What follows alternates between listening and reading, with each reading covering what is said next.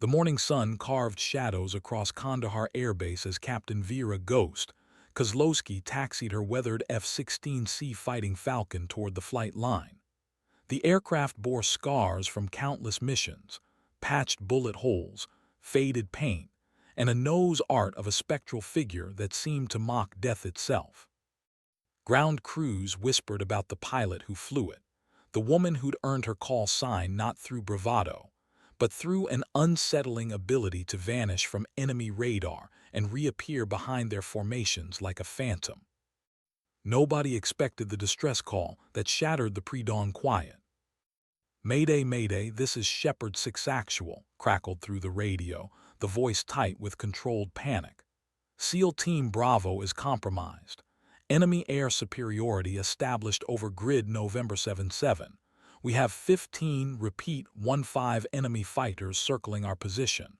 Request immediate air support." The operations center fell silent. 15 enemy aircraft meant certain death for any pilot foolish enough to engage. The standard protocol called for a full squadron response, but the nearest reinforcements were 3 hours out. The SEALs below had maybe 30 minutes before enemy close air support turned their position into a crater. Colonel Marcus Reed, the base commander, surveyed his available assets with growing dread. 2 F-15E Strike Eagles were down for maintenance, and his best pilots were already committed to missions across the theater. All he had was Ghost, sitting in her battered Falcon, and Lieutenant Jake Morrison in a backup aircraft that hadn't seen combat in months. "Sir," Morrison stepped forward, his chest puffed with the confidence of youth and untested courage. "Give me the mission. I can handle those MiGs." Reed's weathered face revealed nothing, but his eyes found Ghost standing quietly beside the flight board. At 32, she carried herself with the economy of movement that marked veteran pilots.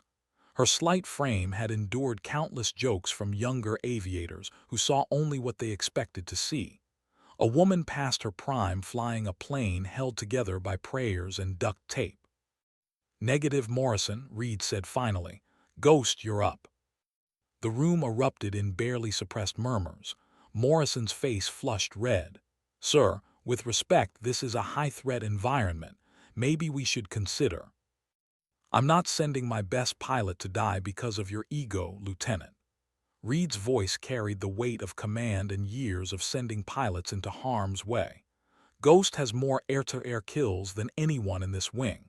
If those SEALs are coming home, she's their best chance." Ghost said nothing, simply nodding once before walking toward her aircraft, her flight suit rustling against the morning stillness that seemed to hold its breath.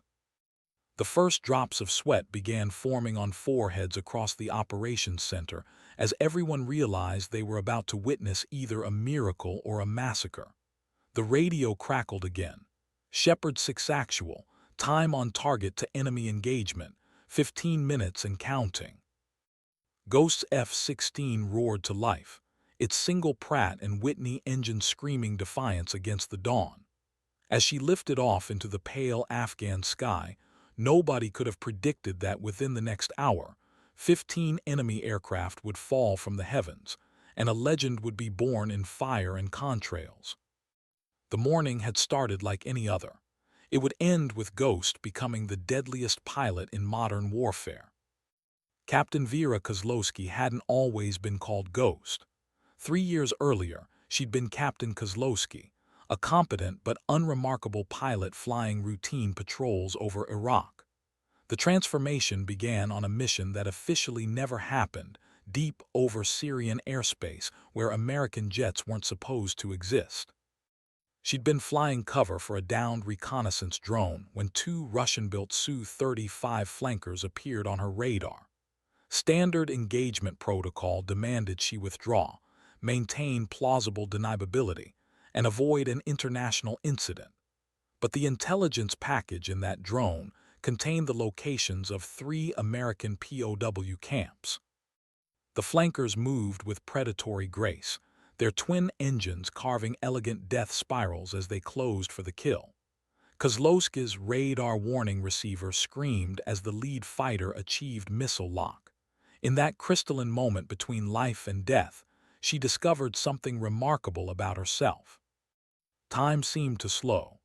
The chaos of combat became a symphony she could conduct with subtle pressure on her stick and throttle.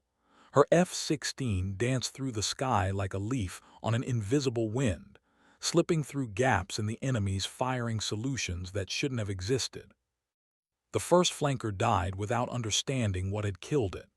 Kozlowski's AIM-120 AMRAAM missile found its mark through a gap in the pilot's defensive maneuvers that lasted barely 2 seconds. The second pilot, more experienced, tried to extend and reset the engagement, but found his adversary had simply vanished. "Where is she?" He'd radioed to his wingman, not knowing his partner was already spiraling earthward in a pillar of smoke and flame. Kozlowski reappeared below and behind him, her 20 cannon stitching a deadly line across his left wing route. The flanker shuddered, rolled inverted, and began its final dive toward the desert floor. When she landed at her forward operating base 2 hours later, the ground crew couldn't explain the condition of her aircraft. No battle damage, fuel consumption within normal parameters, weapons expenditure matching exactly 2 confirmed kills. It was as if she'd fought the engagement in another dimension and simply stepped back into theirs when convenient. The classified after-action report never mentioned the second kill. Officially, one Syrian Air Force aircraft had suffered a mechanical failure, but word spread among pilots the way legends always do, through whispered conversations in ready rooms and bars half a world apart. They started calling her Ghost because enemies seemed to die without ever seeing her coming.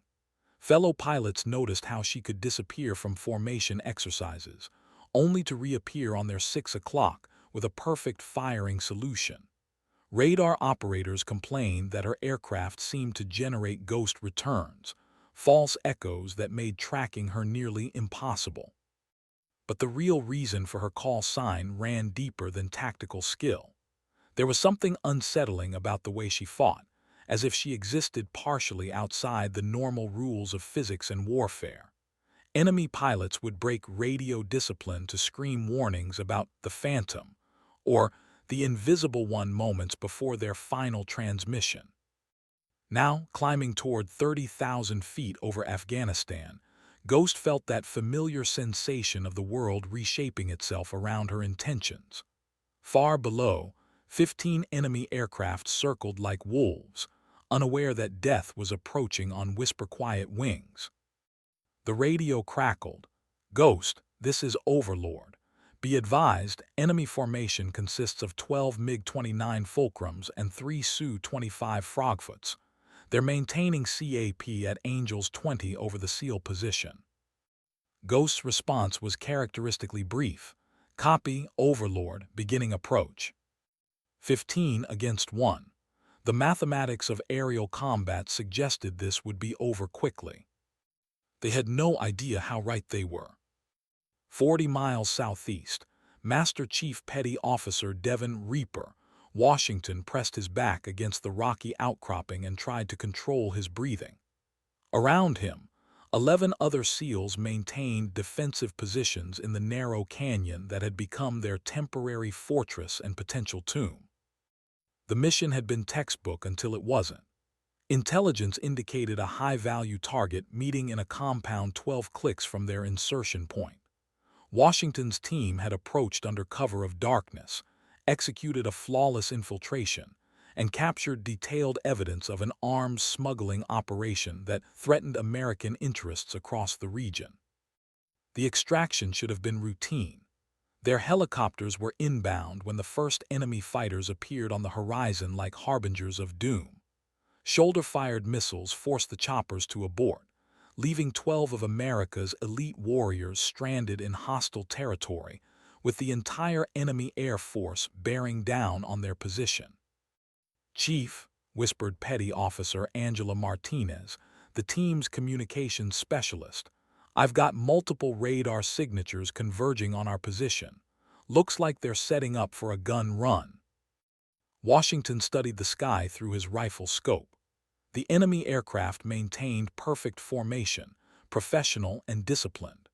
These weren't insurgent pilots flying cast-off aircraft. These were trained aviators in modern fighters, probably mercenaries or foreign military advisors operating under plausible deniability. The lead MiG-29 banked into its attack run, sunlight glinting off its angular fuselage. Washington had fought in 3 wars and survived countless firefights, but something about being hunted from above by supersonic predators triggered a primal fear that even his extensive training couldn't fully suppress. "All stations, this is Shepherd 6 Actual," he radioed, his voice steady despite the circumstances. "Enemy aircraft beginning attack runs. We're going to be in the hurt locker in about 60 seconds. The radio silence that followed stretched like a held breath. Then, cutting through the static, "Shepherd 6 Actual, this is Ghost. I'm 2 minutes out. Keep your heads down." Washington had heard of Ghost, the female pilot who'd supposedly shot down 4 enemy aircraft over Syria in an engagement that officially never happened. Squadron commanders spoke of her with the kind of respectful fear usually reserved for natural disasters or acts of God. "Copy, Ghost," Washington replied. "Be advised, we're looking at 15 bandits in 3 different formations. They've got altitude and number advantage." "Understood, Shepard. 15 bandits, multiple formations."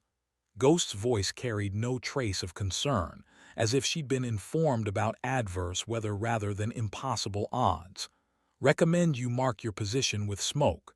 This might get crowded up here."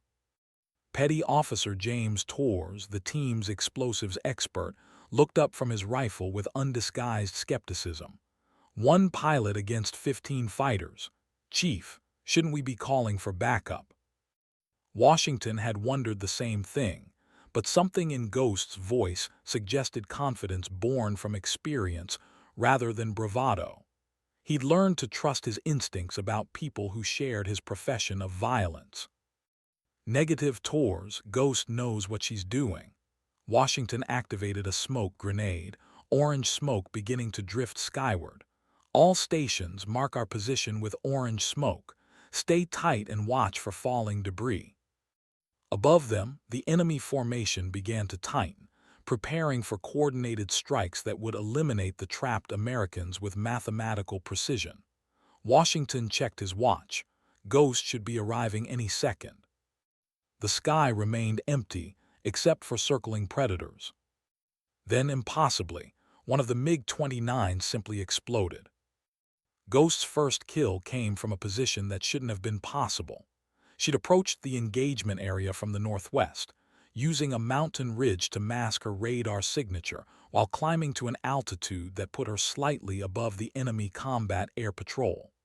The MiG pilots, confident in their numerical superiority, had grown complacent in their formation discipline. The lead fulcrum died before his radar warning receiver could sound an alarm. Ghost's AIM-120C AMRAAM missile, fired from 12 miles away, tracked its target through a textbook intercept geometry that left no room for defensive maneuvering. The warhead's proximity fuse detonated 18 feet from the MiG's cockpit, sending razor-sharp fragments through the pilot and vital flight systems simultaneously. "What the hell?" came the panicked radio transmission from the enemy formation leader before disciplined training reasserted itself. "All stations, we have hostile contact. Unknown aircraft, bearing 027, range unknown." Ghost was already gone. Her F-16 had vanished into a patch of cirrus clouds, leaving only expanding debris and the echo of a sonic boom. The remaining 14 enemy pilots began the frantic process of transitioning from ground attack to air-to-air combat, their carefully planned mission dissolving into chaos. "Bandit, bearing 090, altitude unknown," called an increasingly agitated voice over the enemy frequency that Ghost monitored through her electronic warfare suite. She wasn't at bearing 090. She was directly above them, inverted, using the sun's position to mask her approach for her second attack. The Su-25 ground attack aircraft, slower and less maneuverable than their fighter escorts, had become separated from the formation during the initial confusion. Ghost rolled her F-16 into a near-vertical dive, her head-up display painting a perfect firing solution on the trailing frogfoot. At 8,000 feet, traveling at nearly Mach 1.2, she squeezed the trigger on her 20mm 61A1 Vulcan cannon. The six-barreled Gatling gun erupted in a controlled burst that lasted exactly 1.7 seconds. High-explosive incendiary rounds walked across the Su-25 fuselage from tail to nose, each impact creating brilliant flashes of destruction. The robust ground attack aircraft absorbed punishment that would have destroyed most fighters, but even Soviet overengineering had limits. The Frogfoot's right engine exploded in a gout of flame and smoke. Hydraulic fluid sprayed across the cockpit canopy as the pilot fought to maintain control. For a moment, it seemed the aircraft might survive, limping home on one engine and sheer determination. Then Ghost's final cannon rounds found the main fuel tank. The explosion lit up the morning sky like a miniature sun, the shock wave rattling windows in villages 20 miles away. Burning debris scattered across a half-mile radius, some pieces large enough to embed themselves 6 feet deep in the hard-packed earth. 2 down, 13 to go. Ghost pulled out of her dive barely 1,000 feet above the canyon floor, the G-forces pressing her deep into her ejection seat. Below, she could see the orange smoke marking the SEAL's position, a tiny island of American defiance in an ocean of hostility. The radio crackled with increasingly desperate enemy communications. Unknown aircraft is extremely maneuverable. Recommend we spread formation and attempt to bracket his position. Ghost smiled coldly at the masculine pronoun. Even dying, they couldn't imagine being outfought by a woman. The remaining MiG-29s were regrouping, their pilots' training and experience beginning to overcome the shock of losing 2 aircraft to a single adversary. They'd learned caution, which would make them more dangerous but also more predictable. Ghost began her third attack run, climbing back toward the sun that would serve as her ally once again.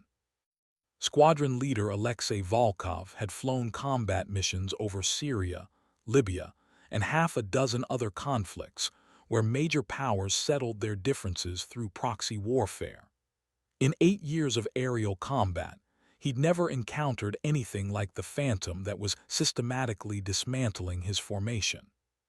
The American pilot fought with an unnatural prescience, appearing in positions that radar analysis suggested were impossible. Volkov's wingman, Lieutenant Petrov, had been tracking what he believed was the hostile aircraft when it suddenly materialized 3 kilometers behind them, already in firing position. "Break right, Volkov screamed into his radio, but Petrov's MiG was already shuddering under the impact of 20 cannon shells. Petrov ejected a split second before his fighter's fuel tank exploded, his parachute blossoming against the brilliant blue sky. 3 down. The mathematics of the engagement were shifting in ways that defied Volkov's understanding of aerial warfare. "All stations, this is lead," Volkov transmitted, fighting to maintain his authority over pilots who were beginning to panic. "Reform on me, bearing 180. We'll use altitude advantage and engage from beyond visual range." It was a sound tactical decision. The F-16, for all its agility, couldn't outrun missiles fired from multiple directions. Volkov began climbing toward 40,000 feet, his remaining 10 pilots following in loose combat formation. They'd climbed barely 5,000 feet when Ghost struck again. She'd anticipated their tactical response, using the few minutes of their climb to position herself for an intercept that seemed to violate the basic laws of physics. Instead of pursuing them upward, she descended to deck level and approached from the blind spot created by the Earth's curvature. Volkov first realized the danger when his radar warning receiver began screaming about missile lock. An AIM-9X Sidewinder, launched from impossibly close range, was tracking his number 4 aircraft with the relentless precision of guided death. The pilot, Senior Lieutenant Kozlov, tried every defensive maneuver in the book. Chaff, flares, violent turns that stressed his airframe to the breaking point. The Sidewinder's advanced infrared seeker ignored every countermeasure, its guidance system locked onto the heat signature of the MiG's twin engines. The explosion was almost anticlimactic after the violent ballet of the attempted evasion. One moment Kozlov was transmitting his fuel state. The next, his aircraft was expanding debris field painting abstract patterns across the sky. "Where is she?" Volkov demanded, his voice tight with frustration and growing fear. "How can one aircraft be in 4 places at once?" His remaining pilots had no answer.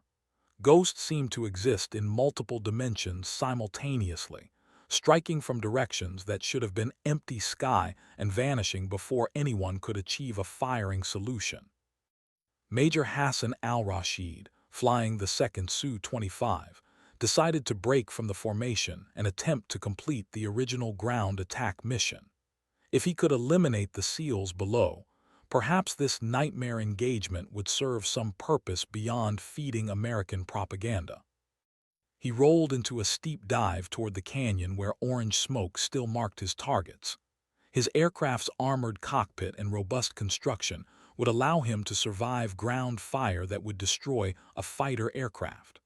Once the Americans below were eliminated, he could extend to safety while the MiGs dealt with their phantom tormentor. It was a reasonable plan that lasted exactly 37 seconds. Ghost had been waiting.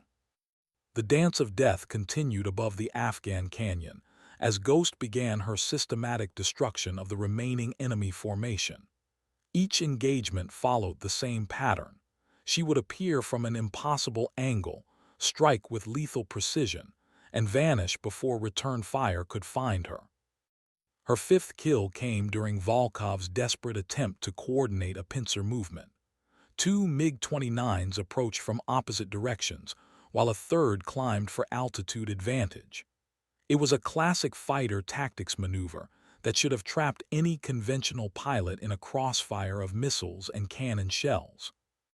Ghost dropped her F-16 into a split-S maneuver that carried her below the engagement plane, then pulled into a vertical climb that brought her up behind the altitude aircraft before its pilot could react. An AIM-120 fired from 3 miles away ended the threat with mechanical efficiency. Her 6th kill followed immediately. The remaining pincer aircraft, committed to their attack geometry, found themselves firing at empty sky while Ghost repositioned for a beam attack that no amount of defensive maneuvering could defeat. Master Chief Washington watched the aerial battle from his rocky shelter with the fascination of a professional warrior witnessing artistry in his chosen field. Each explosion above painted temporary clouds against the blue sky, and with each flash of light, the radio chatter from enemy pilots grew more panicked. "Chief," Martinez whispered, her eyes fixed on her electronic countermeasures display, "I'm reading 8 hostile aircraft remaining, but their formation integrity is completely broken. They're fighting as individuals now, not as a coordinated unit." Washington nodded grimly. He'd seen it happen in ground combat when units lost cohesion under pressure. Individual courage couldn't substitute for tactical coordination, especially against an adversary who seemed to possess supernatural awareness of the battlefield.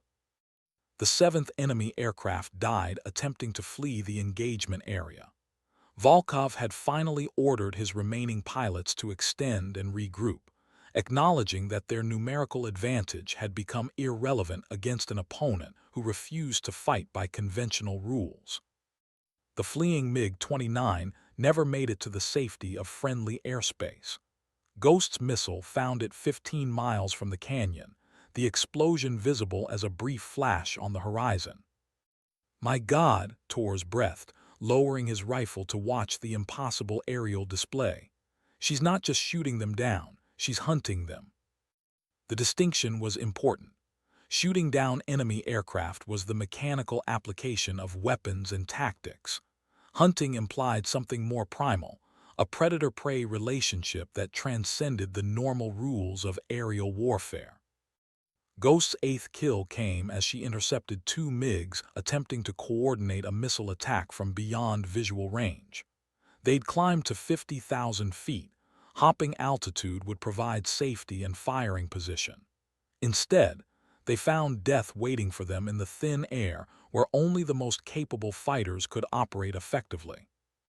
Her F-16, pushed beyond its normal operating envelope, clawed its way into the engagement zone just as the enemy pilots achieved firing solutions.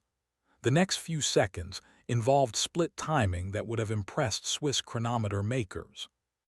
Ghost fired two AIM-120s in rapid succession, then dove toward Earth at maximum acceleration. The enemy missiles, fired a heartbeat later, lost lock as their target's radar signature merged with ground clutter. Ghost's missiles maintained perfect tracking, their active radar seekers guiding them to impact with clockwork precision. Two more flowers of flame bloomed in the high atmosphere. Volkov's voice over the radio had lost all pretense of military bearing. All stations, we are withdrawing from the engagement area. Repeat, we are withdrawing immediately. But Ghost wasn't finished with them yet. Squadron leader Volkov's retreat dissolved into rout as Ghost demonstrated that altitude, speed, and distance provided no sanctuary from her methodical execution. His remaining 5 pilots scattered across the sky like leaves in a hurricane, each man convinced that survival lay in putting maximum distance between himself and the phantom that had transformed their hunting expedition into a massacre. Lieutenant Yusuf Hamadi, flying tail end Charlie in the formation, looked back over his shoulder to see Ghost's F-16 emerge from a patch of high cirrus clouds directly behind him. Her aircraft appeared untouched by the engagement, its gray camouflage scheme unmarked by combat damage. Hamadi had enough time to transmit one word: contact. Ghost's cannon burst walked from his MiG's tail to cockpit in a perfectly straight line, each 20 round impacting with the precision of a master craftsman. The Fulcrum's fuel system exploded in a cascade of secondary detonations that scattered burning debris across 3 square miles of desert. Kill number 9. Volkov himself died 20 seconds later, his ejection seat firing just as Ghost's missile detonated against his aircraft's starboard wing root. The squadron leader's parachute deployed successfully, and he would survive to spend the next 6 months in American custody, providing intelligence analysts with detailed accounts of the engagement.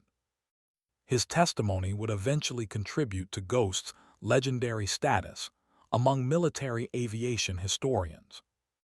The remaining 3 pilots had achieved some separation from their tormentor, but Ghost's F-16 possessed capabilities that extended beyond normal performance parameters. Her aircraft seemed to violate basic principles of energy management, maintaining speed and maneuverability through flight profiles that should have left her stalled and vulnerable. Captain Dmitry Ovchinnikov, a veteran pilot with over 3,000 flight hours, found himself being stalked across the sky by an adversary who seemed to anticipate his every defensive maneuver. Each time he thought he'd gained separation, Ghost reappeared in his peripheral vision like a recurring nightmare. His death came during an attempted split-S maneuver that should have broken any pursuit. Ghost's AIM-9X fired from a deflection angle that violated the missile's supposed engagement envelope, tracked through his defensive turn, and detonated directly beneath his cockpit. 10 down, 3 remaining. Major Al-Rashid, flying the surviving Su-25, had given up any pretense of completing his ground attack mission. His armored ground attack aircraft, built to survive surface-to-air missiles and heavy machine gun fire, suddenly felt as fragile as tissue paper under Ghost's predatory gaze. He died in flames above a dry riverbed, his aircraft's robust construction proving irrelevant against weapons fired with supernatural precision. The final two MiG-29s, flown by pilots whose names would never appear in any official record, lasted another 3 minutes. Ghost killed them with the casual efficiency of a farmer harvesting wheat, each engagement following the inexorable logic of physics and superior skill. 15 enemy aircraft reduced to smoke and scattered metal in less than 22 minutes. The silence that followed felt almost supernatural in its completeness. Below in the canyon, Master Chief Washington's team emerged from cover to stare up at the empty sky. The only evidence of the aerial battle was a series of smoke columns marking where Ghost's victims had impacted the earth. Shepard 6 Actual, this is Ghost, came the transmission that broke the stunned silence. Area sanitized, 15 bandits destroyed. Request immediate extraction for ground personnel. Washington keyed his radio with hands that trembled slightly from adrenaline discharge. Ghost, this is Shepard 6 Actual. Outstanding work up there. We'll pop smoke for the extraction birds. Copy Shepard, help is inbound, stay safe down there. Ghost's F-16 appeared overhead, executing a victory roll that seemed to mock the laws of gravity and aerodynamics. Then she was gone, climbing toward the sun that had served as her ally throughout the engagement. In the operations center at Kandahar Air Base, Colonel Reed stood before a room full of stunned officers and NCOs, staring at radar displays that told an impossible story. 15 confirmed kills in 22 minutes. No battle damage. Fuel consumption within normal parameters. Lieutenant Morrison, the young pilot who'd volunteered for the mission, stood slack-jawed beside the tactical display. His earlier confidence had evaporated, replaced by the humbling recognition of true mastery in his chosen profession. "Sir," the air traffic controller called out, his voice carefully professional, "Ghost is inbound for landing. Estimated time of arrival 12 minutes. Reed nodded slowly, already composing the after-action report that would classify this engagement beyond the reach of ordinary military historians. Some stories were too extraordinary for public consumption, too dangerous for enemy analysts to study. But in ready rooms and pilot bars around the world, word would spread of the morning when a single F-16 pilot redefined the possible parameters of aerial warfare. Ghost's approach to Kandahar Air Base carried the same eerie precision that had characterized her aerial combat performance. Her F-16 touched down exactly on the center line of the runway, the aircraft settling onto the tarmac with the gentle precision of a feather alighting on still water. As she taxied toward the flight line, ground crews gathered in unprecedented numbers. Ordinarily professional maintenance personnel abandoned their duties to watch the aircraft that had just redefined their understanding of what was possible in aerial warfare. The F-16's external appearance told no story of the morning's violence. No battle damage marred its gray camouflage scheme. The nose art, a ghostly figure with outstretched wings, seemed to smile with quiet satisfaction. Ghost shut down her engine and began the post-flight procedures with the same methodical precision she'd applied to destroying 15 enemy aircraft. Each switch moved with deliberate purpose, each gauge reading recorded with professional attention to detail. She remained in her cockpit for nearly 5 minutes after engine shutdown, completing paperwork and system checks while the gathered crowd waited with barely contained curiosity. When she finally raised her canopy and removed her helmet, revealing shoulder-length dark hair and features that suggested Slavic ancestry, a collective intake of breath echoed across the flight line. Colonel Reed approached as Ghost descended from her aircraft, her flight suit showing the telltale salt stains of prolonged high-G maneuvering. Despite the morning's extraordinary performance, she moved with the unhurried gait of a pilot returning from routine patrol. "Captain Kozlowski," Reed began, then stopped, realizing that normal military protocol seemed inadequate for the moment.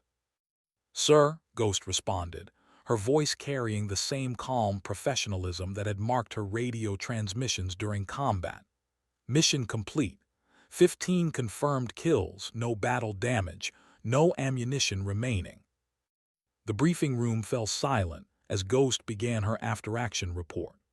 Staff officers who'd planned operations across 3 theaters of combat sat transfixed as she methodically described maneuvers that challenged their understanding of physics and tactics.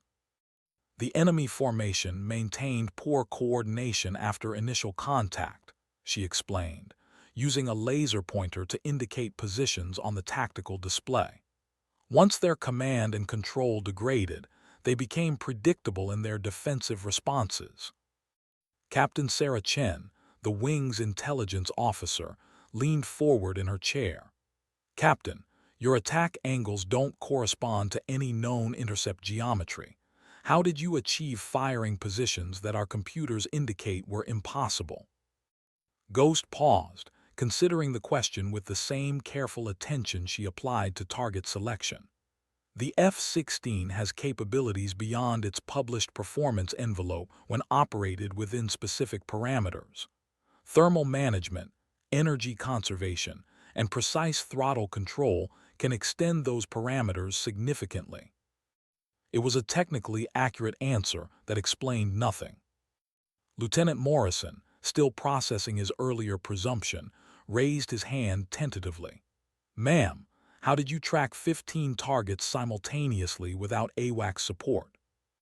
"Situational awareness," Ghost replied simply. "Each aircraft has a distinct radar signature, flight profile, and pilot behavior pattern. Once you learn to read those signatures, tracking multiple targets becomes manageable." The young pilot nodded as if he understood, though his expression suggested complete bewilderment. Major Tom Bradley, the wing's operations officer, had been studying gun camera footage from Ghost's aircraft. The high-definition video showed each engagement with startling clarity, but even frame-by-frame analysis failed to explain how her F-16 had achieved the positions necessary for successful attacks.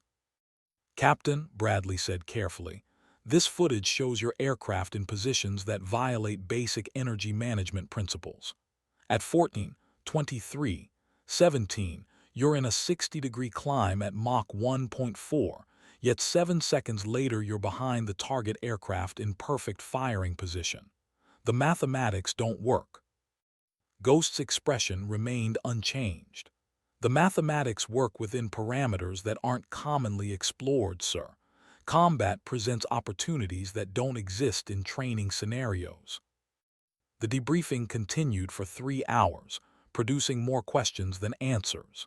Each tactical decision Ghost described sounded reasonable in isolation, but the cumulative effect defied conventional understanding of aerial warfare.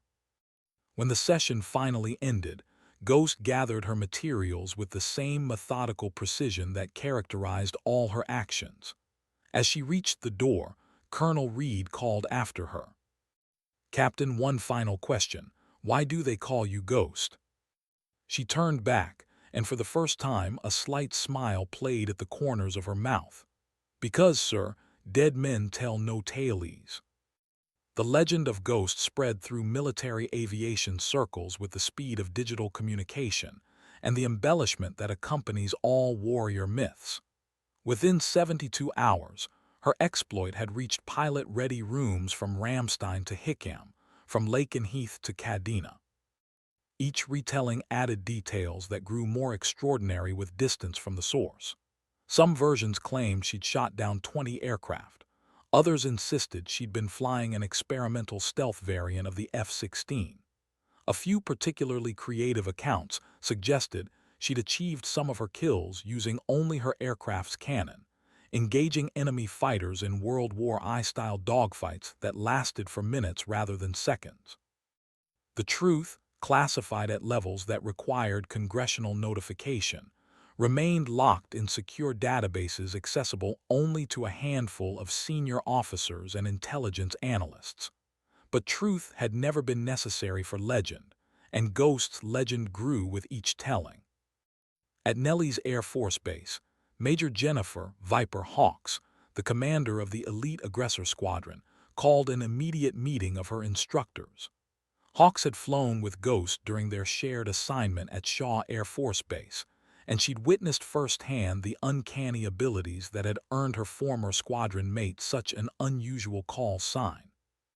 "Ladies and gentlemen," Hawks addressed her assembled pilots, "we need to completely revise our beyond visual range engagement protocols. What happened in Afghanistan wasn't an anomaly. It was a preview of next-generation aerial warfare." The aggressor squadron pilots, among the most experienced adversary tacticians in the world, listened with the attention accorded to matters of professional survival. They understood that Ghost's performance represented more than exceptional skill. It suggested fundamental changes in how aerial warfare would be conducted. At the Pentagon, Lieutenant General Patricia Morrison, no relation to the young pilot who'd volunteered for Ghost's mission, convened an emergency session of the Air Force's Advanced Tactical Development Group.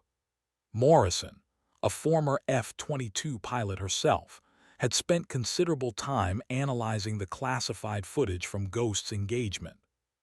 "We're looking at capabilities that extend beyond current training paradigms," Morrison told the assembled officers. "Either Captain Kozlowski has discovered techniques that we need to understand and replicate, or she represents an individual talent that can't be systematically developed." The implications were profound. If Ghost's abilities could be taught, the American air superiority advantage would expand exponentially. If they couldn't, the military faced the challenge of identifying and nurturing similar talents before other nations developed their own versions. Across the world, in a nondescript building in Beijing, Colonel Wei Zhang studied translated transcripts of Ghost's debriefing with the intensity of a scholar examining sacred texts. Zhang commanded the People's Liberation Army Air Force's most secretive unit, tasked with developing countermeasures against American tactical innovations. 15 aircraft, Zhang murmured to his assembled staff. One pilot, 22 minutes. The numbers represented more than a tactical defeat. They suggested that Chinese air doctrine might be fundamentally flawed. If American pilots could achieve such overwhelming success ratios, decades of military planning would require complete revision. Similar meetings convened in Moscow, Tehran, and Pyongyang. Ghost's exploit had shifted the global balance of aerial warfare in ways that would take years to fully understand. But in a quiet corner of Kandahar Air Base, Captain Vera Kozlowski sat in her quarters, writing a letter to her younger sister in Cleveland. The letter contained no classified information, no tactical analysis, no reference to her morning's work. Instead, it discussed the weather, the food, and her hope that Maria's college studies were progressing smoothly. It was the letter of an ordinary woman serving her country in a dangerous place, counting days until she could return home to the life she'd left behind. The contradiction between legend and reality would have surprised those who crafted stories about her. Ghost had never sought fame or recognition. She'd simply done her job with the same professional dedication she brought to all tasks, whether destroying enemy aircraft or maintaining her personal equipment. As she sealed the envelope and prepared for the sleep that would restore her for tomorrow's missions, Ghost remained unaware that her name was already being whispered in a dozen languages, discussed in capitals around the world, and analyzed by intelligence services whose existence she'd never suspected. The legend would continue growing, fed by imagination and embellished by necessity. But the woman who'd created it would remain fundamentally unchanged, a professional warrior doing her duty in a world that had grown more dangerous and more complex than previous generations could have imagined. Tomorrow would bring new missions, new challenges, and new opportunities to serve. Ghost would meet them with the same quiet competence that had already redefined the possible parameters of aerial warfare. Her legend would ensure that enemy pilots around the world would scan their skis with new wariness, knowing